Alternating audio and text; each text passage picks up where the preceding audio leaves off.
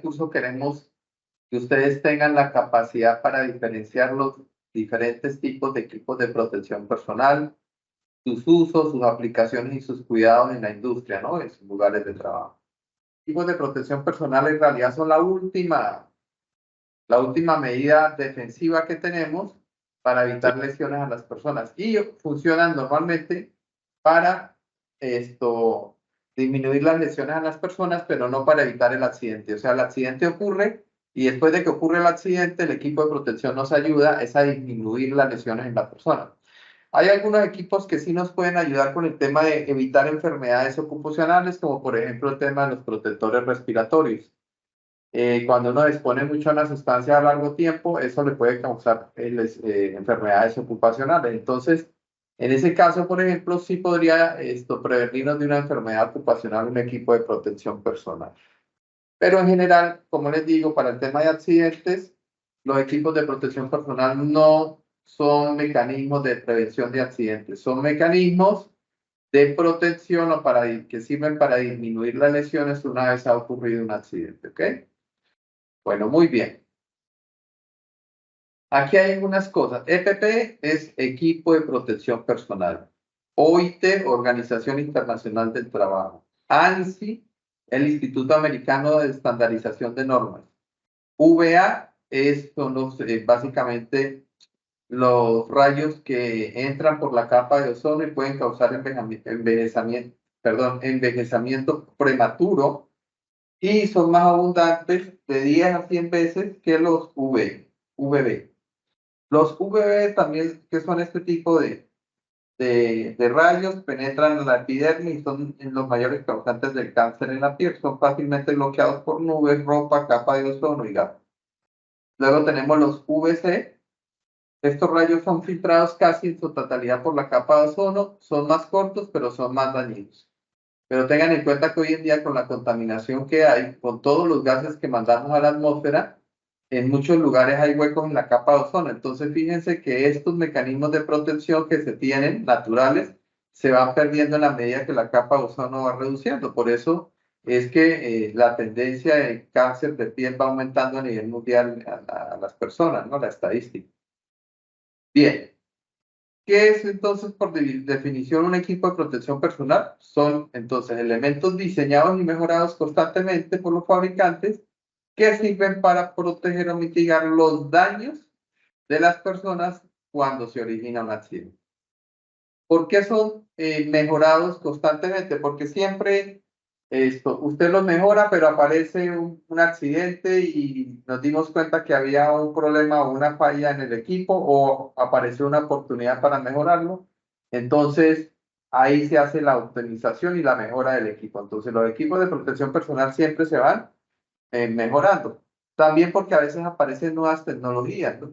Entonces, a ver, les voy a dar ejemplo. Hace 100 años atrás o 150, los cascos eran solo metálicos o de bronce o de cobre. No había cascos plásticos, ¿no? Ahora hay cascos plásticos altamente resistentes y tienen una ventaja adicional y es que son dieléctricos, no transmiten la electricidad. Son menos pesados, además, ¿no? Ergonómicamente mejoran en eso también. Otro ejemplo, por ejemplo, los barbijos. En la época de los romanos, la gente que trabajaba en las minas de Berbellón, el bermellón es un polvito rojo que en esa época lo utilizaban para las decoraciones de las casas y para pinturas y esto, ¿no?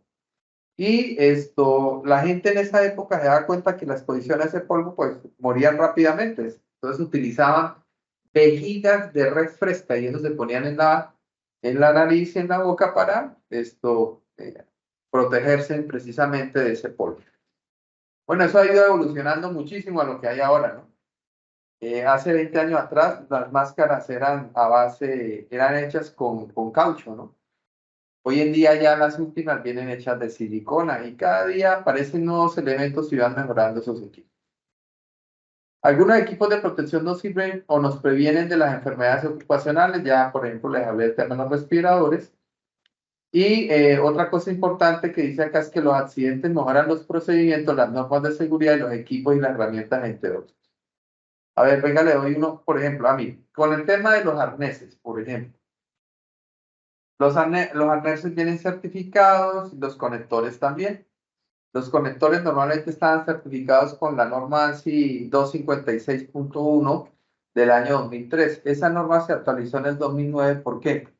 Resulta que los conectores que van a bueno, que se conectan a un punto de anclaje, hubo accidentes donde las personas se cayeron y el conector, el gancho se desconectó y la persona cayó y tuvo el accidente y murió, sufrió graves lesiones. Entonces, después de hacer un análisis, se dieron cuenta que cuando usted cae, si por mala suerte el conector o el gancho se enganchaba o hacía la fuerza donde estaba el seguro no aguantaba, se rompía y se iba o se doblaba y se iba la persona para el piso. Normalmente esos ganchos venían certificados para 200 libras. Entonces, después de que hizo ese análisis, la nueva versión actualizó esos ganchos y ahora los seguros de esos ganchos tienen que venir certificados para 3.600 libras. O sea, imagínense, de 200 libras pasaron a 3.600. Eso sucedió no porque quisieran, ¿no? Sino porque, bueno, hubo accidentes, los estudiaron y se dieron cuenta que requería mejorarse tanto el procedimiento como el equipo de protección personal para, obviamente, asegurar la integridad de las personas que hacen esos trabajos en alturas. Aquí hay una historia, ¿no? De cuándo fue el primer equipo de protección personal que tuvo el hombre. Bueno, que el primer equipo de protección personal fue los cueros que se ponían como vestimenta, ¿no? Para proteger el cuerpo. Correcto, muy bien. Esos fueron los primeros equipos de protección y se protegían contra el clima, ¿no? Y fue la ropa, la vestimenta fue el primer equipo de protección personal. Bueno, muy bien, Donald, gracias. Bueno, luego ya con el desarrollo de la civilización se trajo la lucha de las tierras y por la lucha de esas tierras pues aparecieron las guerras, ¿no? Y entonces ahí aparecieron los otros equipos de protección personal que eran para los soldados, ¿no? Los cascos, ya las armaduras y bueno, todo este tipo de cosas. Hay un primer antecedente legal de equipos de protección personal que es el código Hammurabi, que data del año 2100 antes de Cristo. Aquí ya les había contado el primer equipo de protección respiratoria que eran las vejigas de red fresca que utilizaban para las minas de Bermellón. Luego, por allá en el año 23 al 79 después de Cristo, apareció el primer registro de enfermedades ocupacionales de los escritos de Plinio el Viejo, que él hablaba de las enfermedades de los esclavos que trabajaban en la manufactura y la minería, ¿no? Ya por el año de 1493 a 1541 había un señor por allá que se llamaba Paracelso. Él estudió todas las enfermedades pulmonares de los mineros en su obra La tisis y otras enfermedades. Bernardino Ramazzini del siglo XVII estudió a los trabajadores artesanos y publicó un libro de estudios de Morbis Artificium Diatribi. Eso fue por el siglo XVII. Ya para el año de 1919 se funda la Organización Internacional del Trabajo. Se crea la Ley General de Higiene y Seguridad Ocupacional y Bienestar aquí en Bolivia en el año de 79. Y en el capítulo 5, los artículos del 24 y el capítulo 1, artículo 6, hablan sobre el tema de los equipos de protección personal. Por si acaso, hoy en día ya hay una normativa, una norma técnica boliviana que nos habla específicamente de los equipos de protección personal, el tema de las dotaciones. O sea, básicamente es como la reglamentación de eso. Hay una norma, por ejemplo, que nos habla del tema del ruido, otro de la iluminación, pero específicamente la de los equipos de protección personal en la NTS 014, que esa habla sobre el tema de la ropa de trabajo y los equipos de protección personal, ¿no? Entonces, eso para que lo tomen en cuenta, que eso, la nueva legislación ahora habla de ese tema. Bien. Los equipos de protección personal están diseñados para proteger su cabeza de impacto, lo que es, por ejemplo, los cascos. En los cascos pueden venir diferentes tipos. Hay unos que protegen de impactos de la parte superior, hay otros que sirven para la parte superior y los laterales. Y bueno, hay variación de equipos de estos, hay digamos, sus características varían de uno a otro según lo que se quiera o para lo que se necesite. Vienen tipo casco, hay unos que son tipo sombreros, otros como tipo cachucha o gorras. No sé, algunos de ustedes de pronto han visto en el taller de mecánica los que tenemos que son tipo cachucha, que son para impactos, pero no tan fuertes. Y ya los cascos, por ejemplo, los que utilizan las áreas de workover, donde hay equipos de perforación, las áreas operativas en campo, ya estamos hablando de cascos, que son los que les dotamos los que tienen mayor capacidad de absorción de energía y son los más resistentes para que en caso de que el trabajador se vea expuesto a alguna objeto o algo, pues tenga la mayor posibilidad de salir ileso de esa situación. Bien, ¿en qué están hechos esos cascos? Normalmente, ya les había hablado, pues habían unos metálicos antes, hoy están hechos de polietileno o policarbonato, plástico ABC o polipropileno de alto impacto. Esos son los materiales con los cuales se hacen. Para hacer un casco, la empresa que lo hace tiene que hacerlo bajo la norma ANSI Z89 del año versión 1. Y básicamente los cascos se clasifican en tipo 1, que son los de impacto superior que aguantan golpes, que son los que normalmente tenemos en la base, y los tipo 2, que son para impacto superior y lateral, que son, por ejemplo, los que utilizamos para trabajos en altura. Son unos más chiquititos, vienen algunos con agujeros, que son exclusivamente para trabajo en altura, y otros que son totalmente cerrados, que se utilizan para trabajos en espacios confinados. Hablemos un poquito de los tipo 1. Estos tipo 1 son cascos que son los que, como yo les comenté, los que tenemos actualmente en la base y se le dota de manera general a todo el mundo. La nueva reglamentación, actualización de esa norma nos dice que son clase G. Tienen una resistencia a la caída de objetos hasta de 1.5 kilogramos a una altura de 7 metros. O sea, si alguien le tira un martillo que pesa 1.5 kilogramos a 7 metros de altura, el casco lo va a proteger perfectamente. Tiene un aislamiento eléctrico de 2200 voltios, no serán penetrados a más de 9.52 milímetros, no se debe ver una llama visible en 5 minutos cuando se expone a una llama de, creo que son 600 grados centígrados, y es resistente a los químicos, antiguamente se conocían como clase A. Clase G, no los damos nosotros, son los clase E. Hagamos esa corrección ahí, por favor. Los clase G se dotan, tal vez aquí cuando viene algún contratista con su gente les dotan eso porque son más económicos los clase G, pero nosotros dotamos esos clase E. La ventaja es que aguantan 1 kilo más de peso, ya no aguantan 2200 kilovoltios, sino 20.000 voltios, y ya no aguantan 5 segundos, sino 3 minutos. No serán penetrados a más de 9.5 mililitros, no debe verse llama visible en 5 minutos después de remover la muestra. Son resistentes a los químicos y antiguamente se conocían como clase B.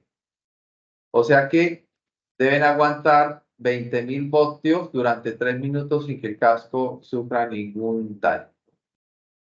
Bueno, y los clases B, C, estos son resistentes a caídas de objetos, no tienen aislamiento eléctrico, baja resistencia a objetos penetrantes, baja resistencia a los químicos, antiguamente conocidos como clase C. Se mantienen con ese mismo nombre, clase C. Estos son los más baratos de todos los cascos, los que pueden conseguir por ahí en las ramadas, son este tipo de, en el Alto de San Pedro, donde estos clases C que son los más económicos, pero obviamente también son los que menos garantías de protección tienen al trabajador.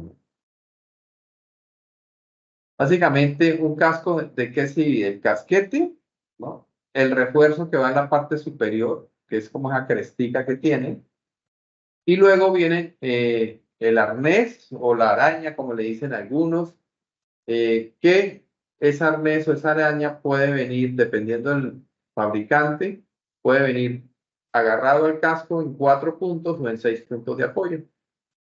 Tienen un fechador que indica el año en que fue hecho y el mes, básicamente. Hay también como este modelito que está aquí al lado, que nos dice entre las fechas, el año en que se fabricó y el mes. Estos de acá se dividen en 3 partes. Este es otro tipo de de forma también de identificar la fecha en que fue fabricado el casco. Por si acaso los cascos no tienen fecha de vencimiento, un casco puede, ¿y por qué no? Pues básicamente porque un casco puede durarles un día como puede durarles 10 años, ¿no? Si usted llega y sale y le cae un martillo en la cabeza, pues ya ese casco hay que darlo de baja, ¿no?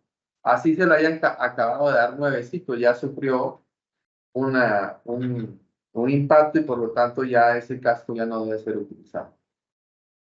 En cuanto a la suspensión en tafilete normal, hay la forma en cómo asegura esa araña que viene de 4 o 6 puntos a la cabeza puede venir de una que es una Staff On o una Fast Trap, que bueno, son ajuste rápido.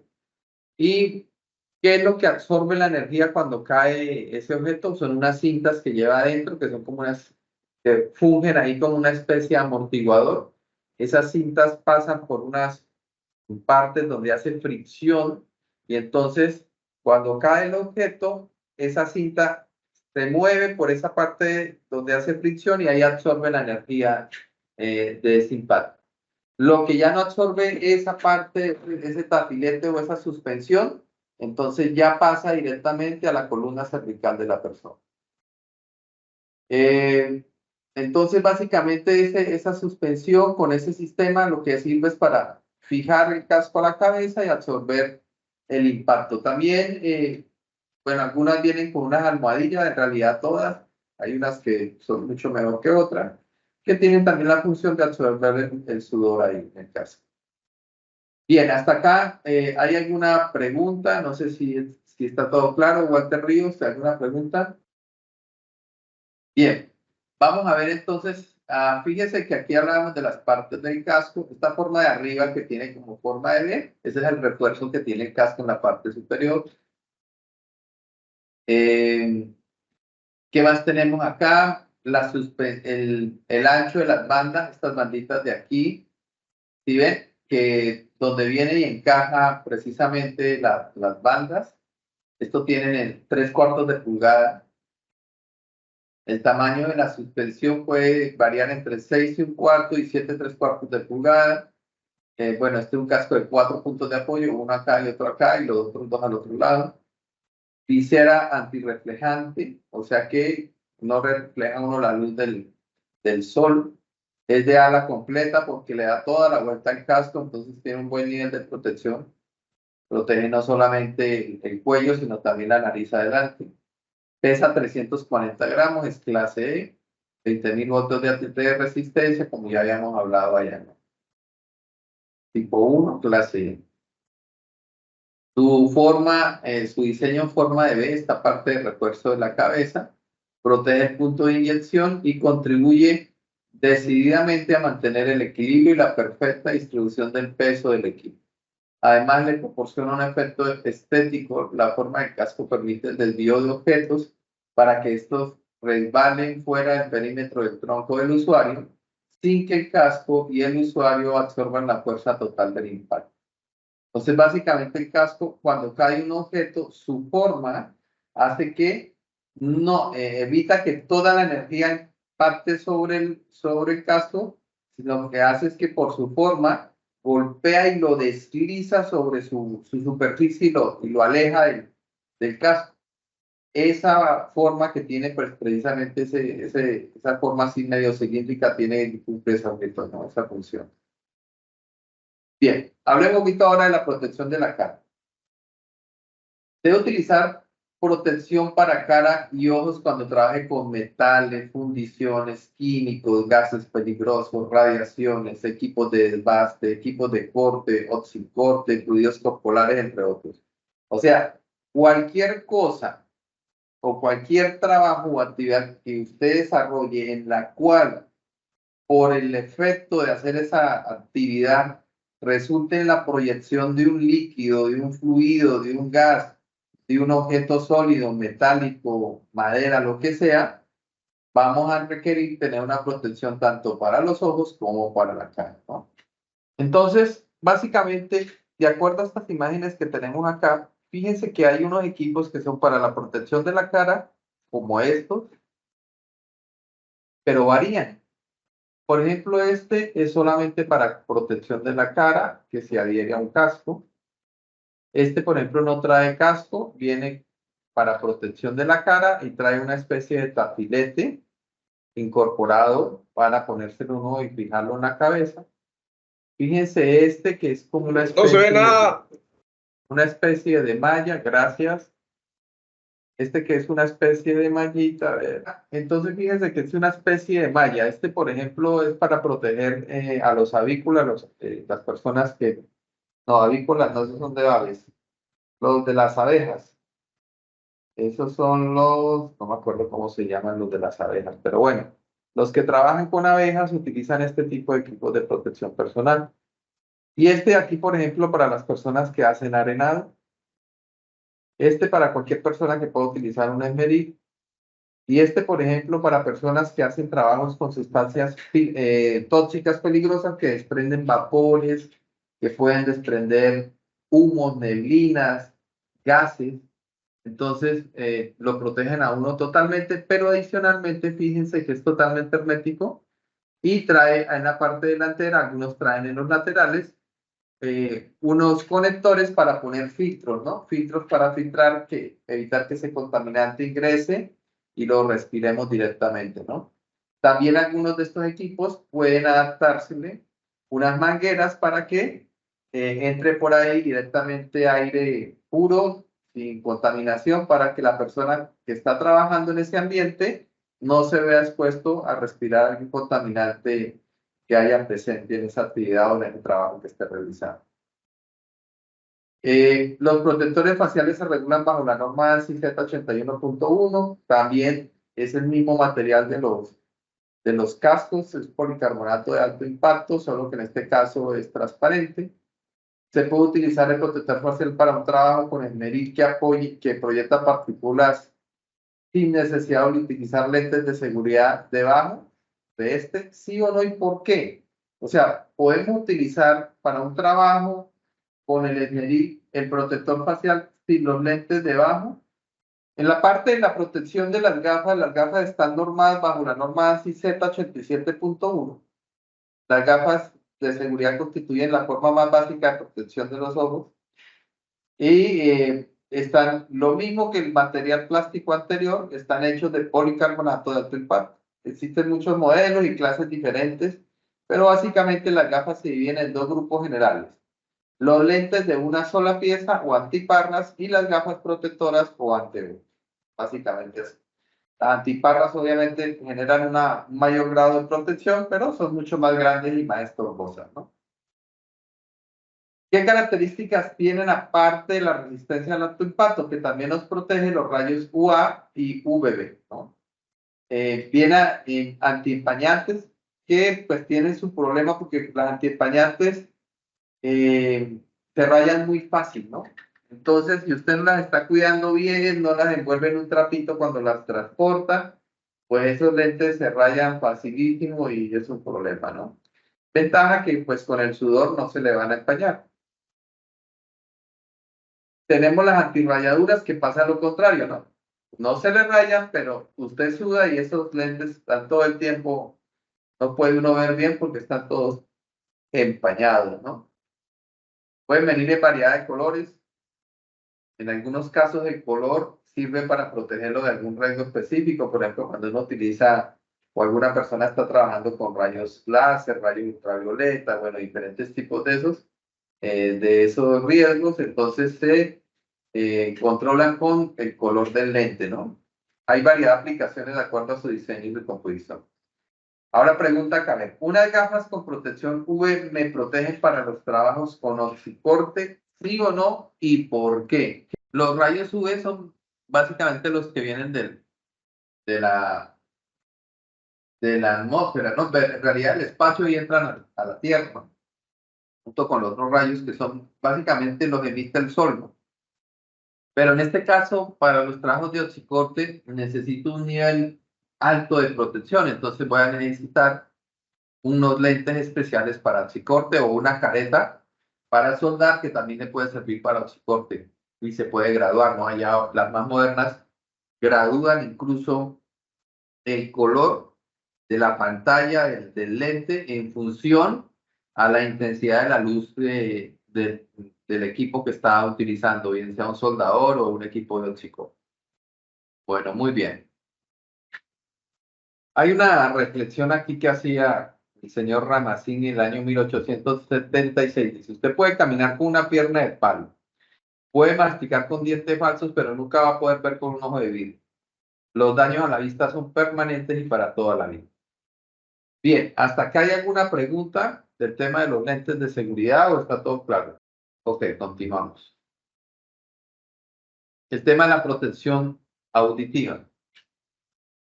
Bien, la protección auditiva previene básicamente la pérdida del sistema auditivo, que es una de las enfermedades ocupacionales más comunes en el trabajo. ¿Qué es lo que pasa con este tema de esta enfermedad? Resulta que como la pérdida auditiva no es como cuando uno tiene un accidente, que uno se accidenta y, digamos, se cortó, se fracturó, que eso se ve en el momento. El tema de la pérdida auditiva no se ve, eso es un proceso en el tiempo que a veces dura años. Entonces usted no se da cuenta, no se da cuenta que está perdiendo la audición. Cuando ya se da cuenta, ya está tarde, ya no hay tiempo de recuperar eso, ¿no?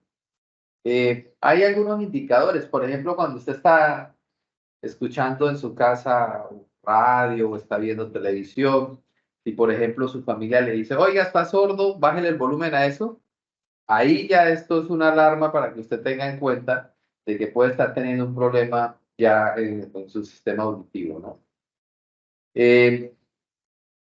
¿Por qué se da esto? Porque como no se da en el inmediato momento el daño, a no ser que haya sido una explosión y que me haya dañado, por ejemplo, un tímpano, como no se da entonces la gente no le pone cuidado. A veces no se ponen los protectores auditivos, esto, eh, se los ponen y dicen, no, es que no escucho bien. Entonces, o se los ponen a medio poner. Al final, bueno, eso termina generándoles la lesión. El sonido básicamente es una vibración que se propaga en el aire en forma de ondas y es percibida por el oído. Y el ruido es cualquier sonido que causa molestia y que puede ser perjudicial, ¿no? La frecuencia es la cantidad de ondas sonoras propagadas en un segundo y se mide en hertz. Y la intensidad es la medida en decibeles, que es la fuerza de presión en la cual el sonido, la cual ese sonido ejerce sobre los oídos. Eso se le llama volumen. Los protectores pueden venir en diferentes tipos de materiales, espumas, cauchos, siliconas. Bueno, hay diferentes materiales, diferentes tipos. Hay de copa, de tornillo, desechables, entre otros que protegen de acuerdo a su diseño y su composición de materiales de diferentes rangos. Por ejemplo, los que más protegen son los de espuma o silicona, que esos pueden llegar a proteger hasta 30 decibeles, que son estos modelitos de acá. Ahora una pregunta aquí. Si yo me pongo un protector de esos de espuma y encima me pongo unos protectores de esos de copa, ¿será que la intensidad o el volumen se va a disminuir? O sea, por ejemplo, los de copa están hechos para disminuir hasta 25 decibeles y los de espuma hasta 30. Viene la otra con 30, ¿no? Entonces, ¿qué va a hacer? O con 40, por ejemplo. El de 25 lo va a atenuar hasta 25 decibeles. De ahí para arriba deja pasar el resto, porque está hecho solo hasta 25. El que tenemos en el oído va a atenuarlo hasta 30 y de ahí adelante deja pasar el resto. O sea que si yo tengo 100 decibeles, no es que, o 50 decibeles, para mejorar el ejemplo, no es que me atenúa a 0, no, le va a atenuar hasta 30, o sea que va a tener 20 decibeles por encima. No es sumatorio, es uno cree, no, es que este tiene 25 y este 30, entonces me protege 55. No, le va a proteger solo al máximo que tenga uno de esos dos equipos. La ventaja de tener dos es que si en algún momento uno de los equipos no queda bien puesto en el oído, el otro le va a atenuar, entonces el riesgo de la exposición a ese ruido pues es menor. Pero tiene su desventaja porque los de copa pues son más pesados y con el tiempo pues le duele a uno, le empieza a doler el cuello, ¿no? Precisamente por el peso adicional que tiene. Bueno, ¿te acuerdas que yo les dije ahí que había una norma que nos hablaba del ruido, una norma técnica boliviana? Bueno, esa norma, en su artículo número 7, nos dice los límites máximos permisibles de exposición al ruido acá en Bolivia. Nos dice que básicamente para una jornada laboral de 8 horas, yo me puedo exponer hasta 85 decibeles. Si hay más de 85 decibeles, pues yo puedo trabajar las 8 horas, pero ya requiero un equipo de protección personal para ello, un protector auditivo. Ahora, digamos que el nivel de ruido es de 88 decibeles. Yo podría hacer esa jornada laboral siempre y cuando no trabajara más de 4 horas al día. 91 decibeles 2 horas, 94 decibeles 1 hora. 97 decibeles 30 minutos, 100 decibeles 15 minutos. Cualquier tipo de actividad que requiera más de este tiempo, pues obviamente requiere que tengamos un equipo de protección personal. Por ejemplo, las turbinas de los aviones generan demasiado ruido y ya no hay protectores normales para eso. Tienen que buscar unos que son eléctricos, que generan unas ondas que como que hacen contrapresión al volumen que ingresa al oído y esto así evitan que la persona sufra lesiones en los oídos. Incluso como es un requisito de que al utilizar el protector auditivo podamos escuchar, porque por ejemplo si hay una situación de emergencia o hay una alarma, tenemos que escucharla. Esos equipos tienen aparte intercomunicadores internos donde usted puede hablar y hablar tranquilamente al lado de un motor de baja reacción sin ningún problema. Aquí para que tengan una idea de cuántos decibeles genera cada cosa, un avión que está con el motor parado a reacción marca entre 130 y 140 decibeles, ¿no? El umbral de dolor, perdón, está 125 decibeles. Un avión de hélice produce 120 decibeles, una motosierra 110. Un taller, por ejemplo, donde hay metales, ¿no? Que martillan y todo eso, 110. Ya es lesivo de 100 para arriba, produce ya lesiones a nivel auditivo, cualquier ruido con esa cantidad de decibeles. Un camión, por ejemplo, produce 90 decibeles. Si está con el motor abierto, levantado el capó, llega a producir 100 decibeles. Una calle con mucho tráfico, 80 decibeles. Un automóvil de turismo prendido, 70. Una conversación normal, 60 decibeles. Una conversación en voz baja, 50, que se puede considerar irritante. Y ahí para abajo, ya música, susurros, piso tranquilo, susurro de hojas, estamos hablando de límites de ruido muy bajos, ¿no? Fíjese cómo con el desarrollo tecnológico también hemos ido contaminando nuestro ambiente, no solamente el aire, el agua, sino también hasta con el ruido, ¿no? Bien. Protección de los oídos. Entonces, si una persona está expuesta a un nivel de ruido de 85 decibeles por un periodo de 2 horas, necesitaría utilizar un equipo de protección auditiva, ¿sí o no? ¿Qué me dice? A ver, ¿cuánto dice la norma técnica boliviana que me permite trabajar hasta cuántas horas con 85 decibeles? Hasta 8 horas puedo trabajar con una exposición de ruido de 85 decibeles en una jornada laboral. Bien. La otra pregunta dice, mire, ¿la protección auditiva es la primera medida que debemos utilizar para protegernos del ruido? ¿Sí o no? ¿Y por qué? La protección auditiva es la última acción que debemos tomar. Lo primero es tratar de controlar el ruido en la fuente. Por ejemplo, Si tenemos motores en el área de Altatec, yo me acuerdo mucho, anteriormente teníamos esos motores de esos equipos Nitro y eso suena como mierda. Pero para completar, al tubo de escape no le tenían silenciador, entonces eso sonaba peor. Entonces, ¿cómo se puede disminuir en la fuente? Poniéndole un silenciador al tubo de escape, por ejemplo, poniéndole mamparitas alrededor claro que no puede quedar totalmente cerrado porque pues obviamente el motor se calienta, ¿no?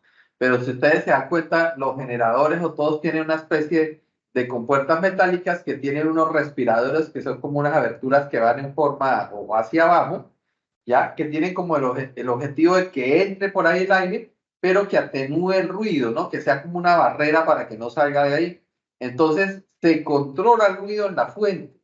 Entonces, de esa manera, el ruido ya no sale de ahí y pues se genera más contaminación de ruido. Entonces, siempre hay que tratar de controlar el ruido en la fuente y ya la última opción que tendríamos, lo último, si ya no lo pudimos controlar o sigue habiendo mucho ruido, entonces es el equipo de protección personal.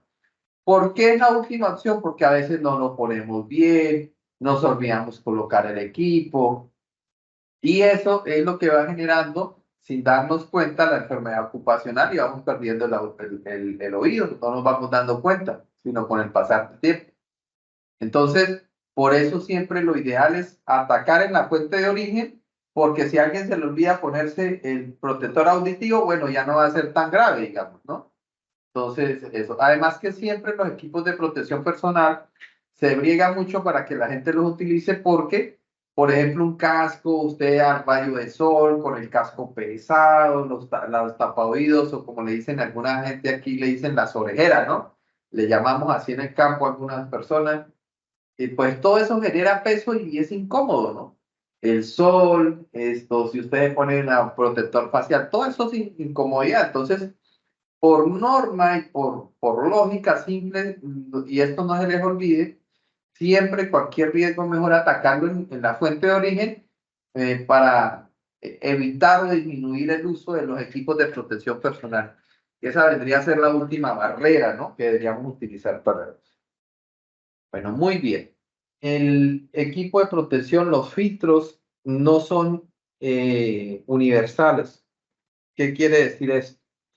Que dependiendo del filtro, el tipo de filtro, él le va a proteger de un determinado tipo de contaminante, no le va a proteger de todo.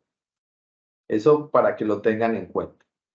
Segundo, porque si hay carencia de oxígeno en el ambiente, entonces eso no le va a dar oxígeno para poder respirar. Antes más bien el equipo protector respiratorio con filtros le disminuye a uno la presión. Entonces, normalmente, menos de 20% ya no es recomendable utilizar un protector facial con filtros porque se dificulta mucho la respiración.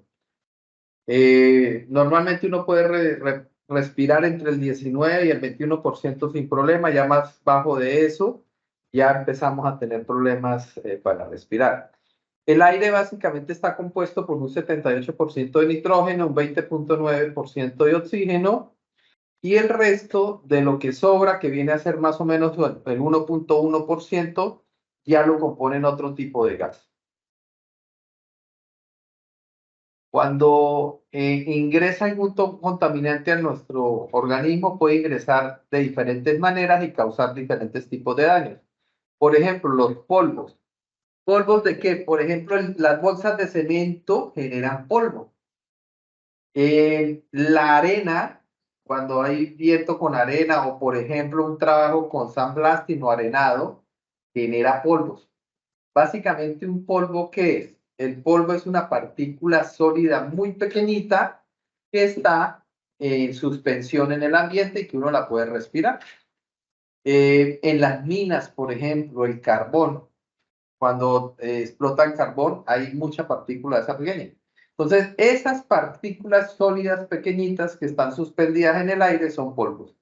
Y esos polvos dañan los pulmones, pueden dañar el hígado y la laringe. Luego tenemos los humos, que básicamente el humo es un proceso de descomposición de alguna materia sólida o líquida que está ardiendo o se está quemando, ¿no? Procesos de soldadura, bueno, por quemas de árboles, por ese tipo de cosas. Esos humos dañan básicamente los pulmones y sabemos ya hay estudios que nos dicen que esos humos causan en muchos casos cáncer. Por ejemplo, no hace mucho salió en CNN un reportaje, una investigación de la incidencia que tiene el cáncer en los pulmones y en la laringe, los humos que se producen de las quemas de los incendios forestales. Entonces, si no se acuerdan, no hace mucho acabamos de vivir una época terrible de quemas acá en Santa Cruz.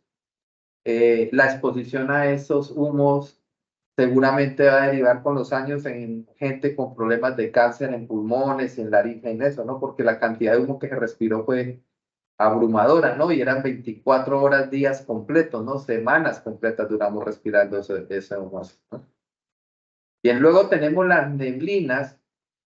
Las neblinas, ¿qué son? Es un líquido, pero un líquido diminutas gotitas que están suspendidas en el aire. Entonces, las neblinas básicamente son gotas que pueden ser de agua o de otra sustancia líquida, muy pequeñas que están suspendidas en el aire. Cuando uno respira esas neblinas, sobre todo de materiales peligrosos, porque cuando es de agua no hay mucho problema, esas neblinas pueden pueden generar daños severos a los pulmones, el hígado y la tráquea.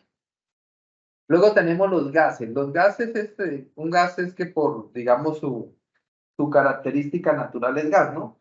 No es, nace así, se forma así de la naturaleza, o sea, como tal es un gas. El GLP, ese por ejemplo es un gas, el oxígeno es un gas, el nitrógeno es un gas, bueno, normalmente son gases, ¿no? Cuando esos gases son peligrosos, dañan a nivel cerebral, pueden dañar los pulmones, el páncreas y los riñones. Y lo último que tenemos son los vapores. Los vapores básicamente es el desprendimiento, ¿ya? En el cual un líquido cambia de estado líquido a gaseoso o a vapor y uno respira eso. Por ejemplo, la gasolina, ¿no? Usted la deja de un día para otro y una botella destapada y al otro día va a encontrar la mitad de la botella, ¿no? Porque tiene una alta velocidad de evaporación, eso se evapora, la percibimos fácilmente cuando nos acercamos a un recipiente con gasolina líquida. El thinner, por ejemplo, ese también. Y ese tipo de vapores de esas sustancias que son tengan en cuenta también que normalmente entre más altas velocidades de evaporación tenga la sustancia, más daños y más tóxicas son. Entonces, eso es que nos puede generar daños a nivel cerebral, pulmones y riñones. Eso para que lo tengan en cuenta hasta ahí. No sé si tienen alguna pregunta. Ya, los equipos de protección respiratoria, entonces básicamente los podemos clasificar en dos grandes grupos. Los que son o que utilizan purificadores de aire, o sea, tienen un mecanismo filtrante. Imagínense como cuando uno tiene un filtro de agua en su casa para que pase el agua y la pueda tomar uno limpia. Entonces, así mismo hay los equipos de protección personal respiratorio, hay unos que son purificadores. Entonces, entra el aire, lo purifica, retiene las partículas contaminantes y solo permite que el aire fresco, no nocivo, siga ahí para que uno lo respire. Y luego tenemos otro grupo, el otro grupo que son aquellos equipos de respiración asistida o supresores de aire. Los de respiración asistida básicamente vienen como con un tanque de oxígeno que ellos, bueno, básicamente lo que hacen es que almacenan ahí aire y en la medida que usted va necesitando, pues usted va consumiendo ese aire que hay ahí. Y hay otros mecanismos, supresores de aire, que básicamente lo que hacen es que, perdón, de respiración también asistida, que pueden ser con mangueras, ¿no? Donde viene y conecta la manguera y básicamente lo que hace es que el equipo se conecta y le inyecta aire fresco a esa persona a través de una máscara full face, como las que hemos visto anteriormente, y bueno, pues lo mantiene siempre con el aire fresco. Lo bueno de ese tipo de mecanismo es que es muy seguro, porque como le entra el aire a la máscara, va a mantener siempre una presión positiva. Entonces, el aire, si hubiera alguna brecha en la máscara o un mal sello que no hubiera hecho, el aire con la presión interna no deja entrar el contaminante dentro del protector facial. Entonces, eso es una gran ventaja porque pues evita que en caso de que haya un descuido por algún mal ajuste en la máscara, podamos respirar ese contaminante. Y hay supresores también de aire, ¿no? Hay también incluso equipos que uno puede trabajar para evitar utilizar estos equipos de protección individual, donde uno puede cambiar el aire. Básicamente hay equipos para extraer el contaminante de un ambiente y otros que pueden inyectar aire fresco al ambiente. Entonces, uno puede generar una combinación de esos equipos mirando la cantidad del espacio que hay, el tiempo de recambio que usted necesita para que se cambie ese aire en ese ambiente, y entonces de acuerdo a eso se hacen unos cálculos para determinar el volumen de aire que necesita ingresar y la cantidad de aire que necesitan sacar también. Entonces mantiene siempre el ambiente con una atmósfera aceptable para poder ser respirado. Los filtros, entonces, como yo les decía, no es que sean genéricos, que un filtro me sirve para todo. Viene una clasificación por si acaso de los colores. Por ejemplo, los filtros que tienen etiquetas blancas sirven para gases ácidos. Los que vienen con etiquetas negras sirven para vapores orgánicos. Etiquetas verdes para amoníaco. Etiquetas azul rey, monóxido de carbono. Etiquetas amarillas sirven para tanto gases ácidos y vapores orgánicos. Por ejemplo, nosotros aquí en la empresa utilizamos los negros, que son vapores orgánicos cuando solamente estamos manipulando petróleo, sus derivados o gases. Y, por ejemplo, cuando se hacen acidificaciones en el área de wet testing, donde puede venir el líquido, viene el ácido y vienen vapores del mismo petróleo, entonces utilizamos este amarillo, que es básicamente para estos dos tipos de contaminantes. Luego tenemos los que son color café, que sirven para también gases ácidos, amoníaco y vapores orgánicos. Tenemos uno color, como color, casi como un rojo, digamos, que es para gases ácidos, amoníaco, CO2 y vapores orgánicos. Tenemos los lila, que son para materiales radioactivos. Y tenemos los naranjas, que son para polvos, humos y neblinas, en general. Bien, ¿qué y cómo se debe utilizar un equipo de protección respiratorio? Todo el mundo lo podrá utilizar. A ver, entonces, ¿cuáles serían las recomendaciones para utilizar un equipo de protección respiratorio? Verificar la hoja de seguridad, ¿no? ¿Qué producto es lo que va a estar expuesto para poder utilizar los filtros correctos, ¿no? Muy bien, ¿qué más? Eso es muy importante porque si tenemos un filtro que no corresponde de nada, no sirve, ¿no? Sí, exacto. El otro tema es el oxígeno, ¿no? Si hay muy poquito oxígeno, así tenga el mejor filtro del mundo, se va a morir porque no va a tener oxígeno que le entre, ¿no? Acuerde que hay una bajada de presión al momento de ponernos un protector respiratorio. No sé si ustedes se acuerdan en la época del COVID, que había que andar todo el tiempo con esos barbijos. ¿Cuánto no sufrieron al principio para adaptarse a eso, no? Bueno, muy bien. Pregunto, ¿todo el mundo puede utilizar un equipo de protección respiratoria? Por si acaso, otra recomendación, el tema del ajuste bien del equipo, de hacerle una prueba cuando uno se lo pone, donde uno básicamente tapa los filtros y respira hacia adentro, y si no siente usted que entra en ninguna parte de su protector respiratorio, está haciendo un buen sello.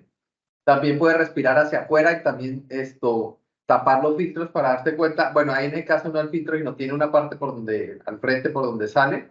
Esta puerta la puede tapar por donde sale el aire, y también se puede dar cuenta si está haciendo buen sello ahí. O sea, usted hace una prueba tanto positiva como negativa en el equipo para verificar el buen sellado de los dos. Una cosa muy importante es, aunque hay gente que lo utiliza con barba y eso, eso puede ser una complicación para que hagan el sello adecuado del equipo, ¿no? Entonces, les decía que hay que hacer buen sello, ¿no? por eso se recomienda siempre que la persona que utilice el protector respiratorio esté bien rasurado, ¿no? Eso también es muy importante. Una cosa muy importante también a tomar en cuenta es que la persona que vaya a utilizar ese equipo tenga un buen estado físico, ¿no? Que, por ejemplo, no sufra, por ejemplo, de alguna enfermedad respiratoria, porque todas esas cosas, pues, afectan al momento de utilizar el equipo, ¿no? A ver, una pregunta sencilla. ¿Con qué tipo de gas se utiliza para poder cargar un equipo o un sistema asistido de aire? No se carga con oxígeno, sino con aire. Eso es aire normal, ni más ni menos. Eso también para que lo tengan en cuenta y no se les olvide, ¿ok? Bien, ¿cómo me protejo de enfermedades que puedan ser transmitidas y compartir el mismo equipo de protección respiratoria? Ustedes saben que lo ideal es no cada uno tener su equipo, ¿no? Pero también la verdad es que a veces no se puede, ¿no? Por uno u otro motivo, a veces las circunstancias no lo permiten. Entonces, cuando eso sucede, ¿cómo me puedo proteger de la transmisión de enfermedades de origen respiratorio cuando tengo que compartir mi equipo de protección respiratoria? Podemos utilizar alcohol isopropílico, ¿no? Bueno, muy bien. Perfecto. Vamos entonces con el siguiente. A ver.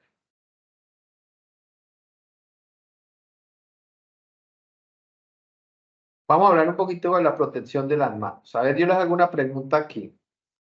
Si yo estoy, por ejemplo, trabajando en una máquina que tiene una sierra y que corta troncos de madera, es importante tener puesto los guantes para la protección de las manos o dedos.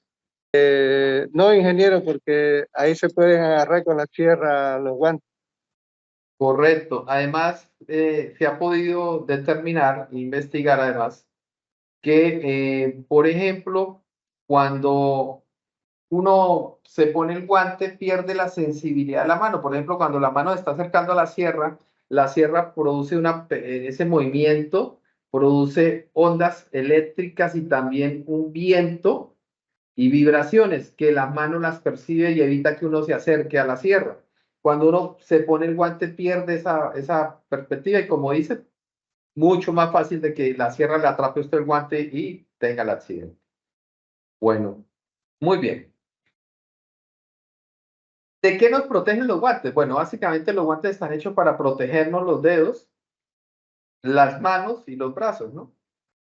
Básicamente, ahí vienen guantes para soportar abrasión, para punzación, corte y desgarre, ¿no? Entonces, básicamente, y de acuerdo a ese guante que uno utilice, si está normado, le va a venir con un número, ¿no? Que puede ir del 1 al 4 o al 5, creo que es ese. Hasta el 4 es. Del 0 al 4. Y nos indica, de acuerdo al nivel de protección, un 4 sería lo máximo y un 0 sería lo mínimo. Nos dice qué tan resistentes a la abrasión, qué tan resistentes a la punzación, qué tan resistentes al corte y al desgarre. Entonces, ese, digamos, es un parámetro. Y luego también lo otro que hay que mirar es la composición o el material con el cual ha sido hecho ese guante, ¿no? Dependiendo esa composición, pues va a poder resistir a unos determinados contaminantes. Hay contaminantes que pueden ser muy buenos, en el cual el caucho, por ejemplo, lo protege a uno muy bien, pero habrán otros que no. Por ejemplo, voy a necesitar guantes de neopreno, otros que son de asbesto, por ejemplo, en este caso la exposición a temperaturas altísimas. Hay otros que son a base de algodón para, por ejemplo, evitar quemaduras, nitrilo, PVC. Entonces, bueno, y Kevlar, por ejemplo, anticortes, que son muy buenos para evitar cortes en las manos, o de acero inoxidable. Entonces, dependiendo básicamente del tipo de contaminante, ¿no? Y el tipo de actividad que uno desarrolla, entonces uno clasifica sus equipos para la protección de la mano. Los más antiguos y los que aparecieron primero fueron los de cuero, ¿no? Que eran los más fáciles de hacer, ¿no? Bien. Decimos y se dice que, pues, hasta ahora el guante es manera más usada para proteger las manos, ¿no? Pero existen otras maneras que son incluso hoy en día más eficientes y mejores que los guantes. ¿Cuál podría ser una de esas otras maneras? Otra manera de proteger las manos sería, por ejemplo, no meter las manos a los líquidos, ¿no? Como el diésel, como están acostumbrados acá, al aceite.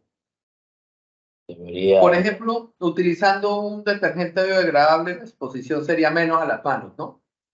Por ejemplo, las barreras de protección en los motores donde hay correas que ponen estas mallas o rejillas para que uno no meta la mano ahí. Por ejemplo, hay máquinas, para darle un ejemplo, que tienen sensores que cuando detectan que entra la mano, paran automáticamente la mano. Por ejemplo, máquinas que utilizan rodillos o prensas que son hidráulicas. Entonces, hay una serie de mecanismos que son mucho más efectivos para proteger las manos, ¿no? Pero sigue siendo el guante el último mecanismo en cuanto a equipos de protección personal y el más usado hasta la actualidad para proteger las manos, ¿no? Porque esos otros mecanismos son muy eficientes, son muy buenos, pero son muy costosos y a veces no los tienen, no se tienen en las máquinas, ¿no? Por ejemplo, en las lavadoras, cuando usted levanta la tapa de la lavadora, ¿qué pasa? Automáticamente se separa la lavadora para evitar lesiones en las manos. O, por ejemplo, hay lavadoras que mientras que está funcionando no le permite a usted abrir la tapa. Entonces, eso también es un sistema de protección que nos protegería. Aquí hay, digamos, una pequeña relación del tipo de guante y el tipo de actividad que desarrolla. En el tema de los hidrocarburos son muy buenos los guantes de neopreno, los guantes de cuero cuando tenemos que manipular, por ejemplo, chatarra. En la industria petrolera utilizamos mucho los guantes de hilo moteados con puntos de PVC, muy efectivos para cargar cosas, piezas que son resbaladizas o están untados con alguna cosa, pero actualmente estamos utilizando unos que son con protector en los nudillos, que son mucho más eficientes y más seguros incluso que estos, ¿no? Tenemos estos que son a base de asbesto, materiales reflejantes, para el tema de fundiciones y siderúrgicas para evitar pues o protegernos del calor, ¿no? Y estos del lado derecho que ya pueden ser de nitrilo, pueden venir forrados en goma, en caucho, en otro tipo de materiales para lo que es la manipulación de sustancias químicas. Bueno, hasta acá no sé si tienen alguna pregunta. Ok. Vamos a hablar ahora de la protección de los pies. Al igual que los otros equipos de protección personal, la protección de los pies irá de acuerdo al trabajo que se tenga que realizar. Pues hay materiales diferentes. Por ejemplo, lo más normal y lo que vemos son las botas de cuero, ¿no? Pero podemos tener botas que son de caucho, pueden ser de PVC, pueden venir con unas mallas internas en la parte inferior que nos protegen del ingreso de cosas punzantes, cortopunzantes, hay otras que no tienen. Entonces, bueno, dependiendo la actividad, el tipo de contaminante al que vayamos a estar expuesto, puede utilizarse un equipo u otro. Por ejemplo, hay materiales hoy en día que pueden utilizarse de cuero, pero vienen con unas capas especiales que los hacen impermeables. Por ejemplo, las costuras no vienen termosellado el cuero a una parte ya de goma, para evitar, por ejemplo, en el caso de los médicos, cuando chorrea sangre, que eso pues, es un contaminante que es a través de un patógeno que pueda transmitir enfermedades, que esa gota de sangre o eso que caiga no entre dentro del zapato y quede ahí contaminante. Entonces, por eso son termosellados, cae la gota, resbala y ya no hay problema, no entra dentro del calzado. ¿Cómo ocurren las lesiones o las heridas en los pies? Cuando hay objetos pesados o agudos que caen sobre los pies, cuando un objeto rueda sobre el pie o cuando una persona pisa un objeto agudo o punzante que perfora la suela del zapato. Entonces, fíjense acá, estos blancos son los que son especiales para enfermeras o médicos, que yo les decía, son termosellados, detectan fácilmente una mancha de sangre que esté por ahí para que sea fácilmente limpiado. Los del lado derecho se utilizan aquí en la industria petrolera, igual que los de arriba. calzados también para personal administrativo, industria petrolera también, y cualquier otro tipo de industria, no solamente petrolera, pueden utilizar estos zapatos de seguridad con punteras de acero. Hay unos que vienen con punteras de acero, otros vienen con punteras de policarbonato, son plásticos. Dependiendo de la actividad, por ejemplo, un médico no necesita unos zapatos con puntera de acero porque no está esperando que le caiga, no sé, una llave de 10 kilos o 20 kilos, ¿no?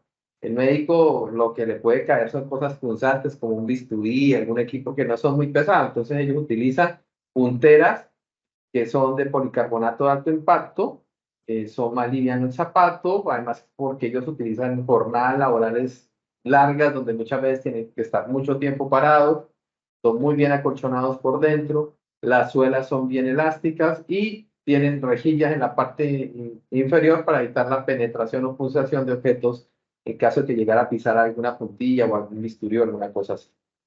Y luego tenemos acá los de PVC y de caucho, que eso los pueden utilizar desde la industria alimenticia hasta nosotros también utilizamos este tipo de botas para el caso de que estemos trabajando a la intemperie con lluvia. Todo lo que es la empresas de alimentos y bueno, agrícolas, todo ese tipo de industrias utilizan este tipo de calzado.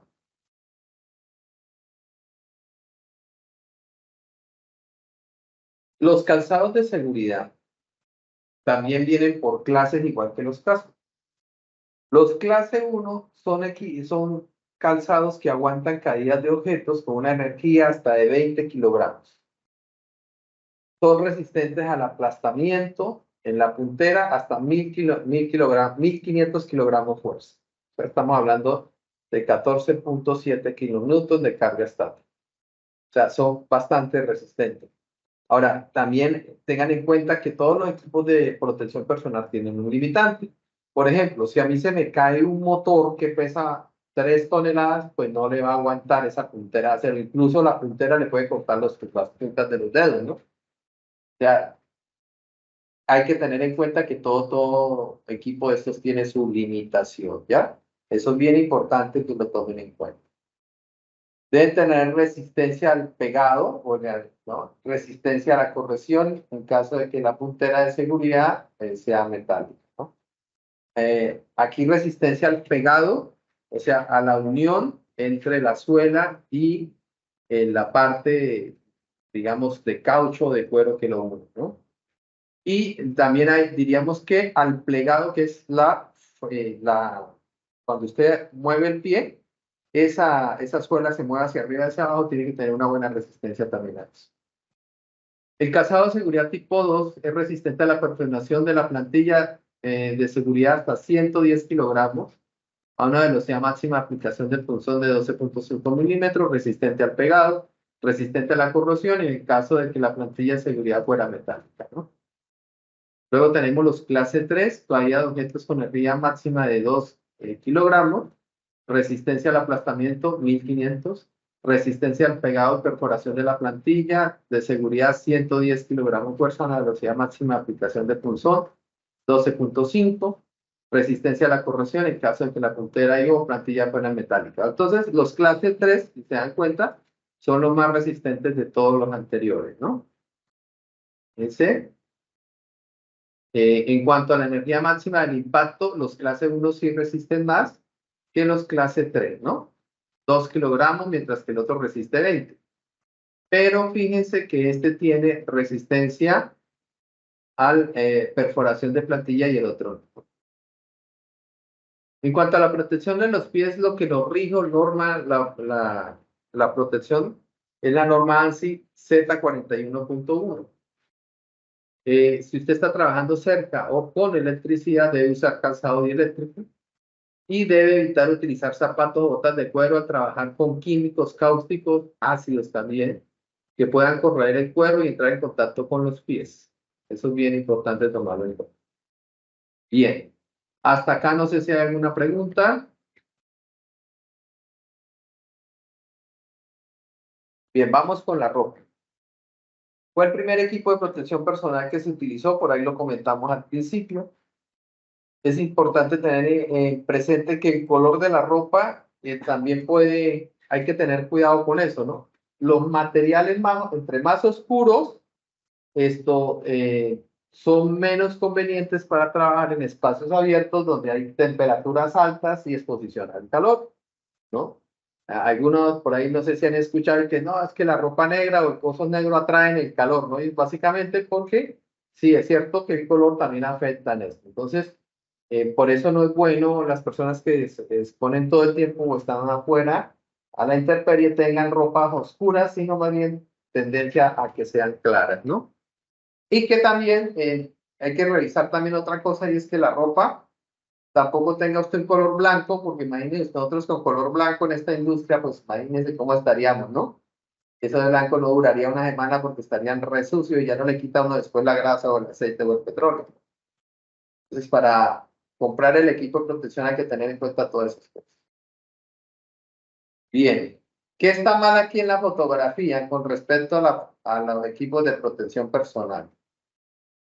¿Qué me dice en cuanto a la protección de ropa para el cuerpo, no? Tendría bien, está bien sus botas, está bien su pantalón de jean, su casco, su lente. Lo único sería La camisita. la camisa porque no se ve que sea de material ignífugo, ¿no? Bueno.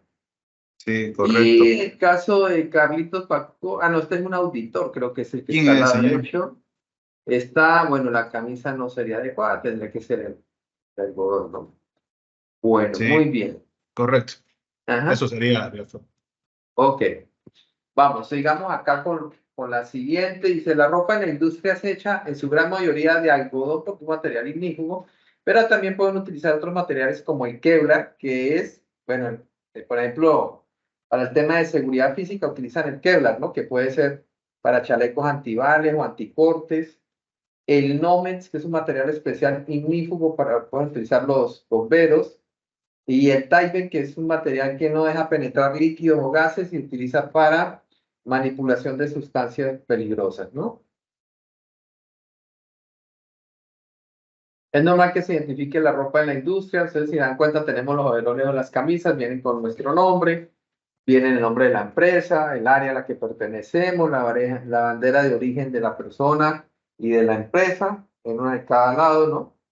El tipo de sangre y el área que pertenece. Bueno, eso es normal, normalmente viene toda esa información en la ropa o que nos dotan en la empresa, ¿no? Bien, hay 4 métodos fundamentales para eliminar los riesgos. Bueno, en realidad esto está un poquito desactualizado porque ahora ya utilizamos una cosa que llama la pirámide de riesgos, ¿no? La primera que es la eliminación, que corresponde a esta. La otra es sustitución, que es utilizar, por ejemplo, en un trabajo en alturas, eliminar el riesgo es no subir y hacer el trabajo. Por ejemplo, hay que subir a inspeccionar aquí en el pararrayos de la empresa, si hay alguna conexión mala allá arriba. Entonces, en vez de subir, conseguimos un dron y el dron con una cámara va y mira y no tiene uno que subir. Eso sería eliminar el riesgo. Sustitución, que un equipo haga eso por nosotros. Entonces, no sé, tuviéramos un robot que pudiera subir hasta arriba y hacer el trabajo maravilla. Pero, por ejemplo, en la limpieza de los vidrios en los edificios ya hay, ¿no? Ya hay robots que usted los pone por fuera y él pasa por toda la ventana y la deja limpiecita. Sería sustitución, ¿no? Luego vienen los controles de ingeniería, que son todos aquellos que ponen los ingenieros para evitar riesgos. Por ejemplo, el trabajo en alturas, ¿qué sería? Colocar puntos de anclaje certificados, con lugares donde uno se pueda conectar. Todo eso serían desarrollo en ingeniería. Luego tenemos los controles administrativos, que en este caso son todo lo que son los procedimientos, las normas, los permisos de trabajo, los análisis de riesgos, todo eso. Y lo último son los equipos de protección personal, que es la última barrera que tenemos, ¿no? ¿Qué recomendaciones tenemos que seguir? Las siguientes fallas causan lesiones y muertes a las personas. Primero, no colocar el equipo de protección personal en las zonas de riesgo, ¿no? Eso sucede mucho, a veces uno ve a las personas en los talleres, hay un tipo trabajando con la moladora, haciendo una prueba a presión y anda con una cachuchita y entrando por ahí, digamos, sin nada en los equipos. Entonces eso es bien común. No inspeccionar los equipos de protección personal, no reportar anomalías de fallos, alterar o modificar. Mucha gente he visto que agarra el casco y lo pinta, ¿no? De entrada, ¿por qué no se pinta un casco? Porque si usted lo pinta, ¿cómo puede ver si el casco tiene una fisura, una rotura o un daño con la pintura encima? Por eso las normas son claras, ¿no? No hay que utilizarlos, modificarlos, nada de esas cosas hay que hacerlo, ¿no? Alguna vez alguien por ahí me trajo un cabo de vida, esto seguramente había caído, activó el amortiguador y fue y lo hizo cortar, coser de un zapatero ahí en guardas. Entonces, bueno, las cosas ocurren, digamos, ¿no? En cuanto a alterar o modificar. Utilizar los equipos de protección de manera inadecuada. Por ejemplo, antes teníamos o alguna vez hemos entregado los cascos que son como tipo cachucha, que solo tienen una visera al frente, ¿no? Ahora, cuando venían así, entonces no faltaba que cogía y se ponía el casco como jugador de béisbol. Entonces lo ponía al contrario. Claro, cuando se caiga algo de arriba y venga y le dé directo a la nariz, pues ahí va a sufrir ese cambio que hizo o ese uso inapropiado del casco. Cambiar las piezas del equipo por otras que sean diferentes. Entonces, normalmente nos dicen, el arnés utilícelo con un cabo de vida de la misma marca. Él lo cambio. No se fijan que, por ejemplo, el arnés dice, hecho para personas hasta 420 libras. Pero el cabo de vida, como lo cambió a otra marca, no, esa marca dice para hasta personas que pesen 120 libras. O sea, ¿sí se dan cuenta? Entonces, uno puede cambiar las cosas si también utiliza o modifica y cambia las piezas originales, ¿no? Y lo último, pues obviamente la falta de conocimiento y capacitación. Bien, con esto todo estamos terminando.